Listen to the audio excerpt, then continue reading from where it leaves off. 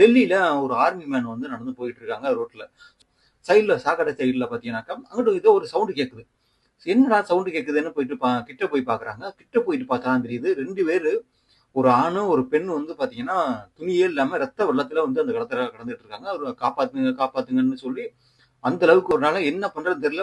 இமிடியேட்டா வந்து போலீஸ் கால் பண்றாங்க. உடனே போலீஸ் கால் பண்ண உடனே போலீஸ் வந்து அந்த இடத்துக்கு ஸ்பாட்டுக்கு வந்துடுறாங்க. ஒரு விஷயத்துக்காண்டி பார்த்தீங்கன்னாக்கா, உலகத்துல உள்ள பெண்கள் அத்தன பேரும் வந்து கொதிச்சிருந்தாங்கன்னு தான் சொல்லலாம். எல்லாரும் போராட்டம் அந்த டயத்துல போராட்டம் பண்ணதா இருக்கட்டும், இந்தியா மட்டும் இல்லாம மத்த கண்ட்ரிகள்லயும் வந்து அதிகமான போராட்டங்கள் வந்து பண்ணாங்க. ஏன்னா, அந்த பெண்களுக்கு எதிராக இந்த மாரி நடக்குது அப்படின்னு சொல்லிட்டு. டிசம்பர் 16, 2012. இந்த 2012 வந்து பார்த்தீங்கன்னா, ஒரு பையன் வந்து ஐடி கம்பெனில வேலை பார்க்குறான். ஒரு பொண்ணு வந்து டாக்டரா இருக்காங்க. டாக்டருக்கு 2 பேருமே ஒருத்தங்க படிச்சுட்டு இருக்காங்க. ஒருத்தவங்க வந்து வேலை பார்த்துட்டு இருக்காங்க. 2 பேரும் வந்து லவ்வர் கிடையாது. பட் 2 பேரும் வந்து பார்த்தீங்கன்னா ஃப்ரெண்ட்ஸ். 2 ஃப்ரெண்ட்ஸ் 2 பேரும் என்ன பண்றாங்கன்னாக்கா முடிவு பண்றாங்க. நம்ம வந்து நம்ம படத்துக்கு போலாம் அன்னைக்கு. அப்படிங்கிற மாரி அவங்க வந்து முடிவு பண்றாங்க. படம் அவங்க வந்து கையெழுத்து எண்ணிட்டாங்க. ஸோ ஓகே இந்த பிரைவேட் பஸ்ல 6 பேர் மட்டும் தான் அதுல வந்து வர்றாங்க. 6 பேரும் பார்த்தீங்கன்னாக்கா பெண்களே கிடையாது. எல்லாருமே ஆண்கள் தான்.